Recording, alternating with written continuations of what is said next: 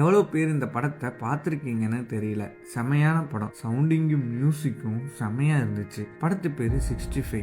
ஆமாம், 65 மில்லியன் ஆண்டுக்கு முன்னாடி நடக்கிற கதை. நம்ம படத்தோட ஹீரோ ஒரு பிரபஞ்சத்தோட ஏதோ ஒரு கிரகத்தில் வாழ்கிறான். அவனோட வேலை ஸ்பேஸ் டிரைவிங். அப்படி ஒரு நாள் ஒரு பக்கம் இருந்து ஒரு சில பயணிகளை கூட்டிகிட்டு போகும்போது எதிர்பாராத விதமாக விண்கற்கள் மோதி இந்த ஸ்பேஸ் ஷிப் ஒரு கிரகத்தில் விழுகுது. அவனும் ஒரு சின்ன பொண்ணு மட்டும் உயிர் பிழைக்க அவங்களால அங்கே நல்லாவே சுவாசிக்க முடியுது. எப்படின்னா, அவங்க விழுந்தது பூமியில். டைனோசர்ஸ் இருந்த காலத்தில். அங்கே பெரிய பெரிய டைனோசர் தொல்லை மட்டும்தானா? அதுவும் இல்லை. டைனோசர்ஸ் அழிய காரணமாக இருந்த விண்கற்கள் பூமியில் வந்து விழுகுது. ஸோ இதில் இருந்து எப்படி இந்த 2 பேரும் தப்பிச்சாங்கிறது தான் கதையே. இந்த படம் நெட்ஃப்ளிக்ஸில் தமிழ் டப்பிங்கோடு இருக்குது. செக் பண்ணி பாருங்கள்.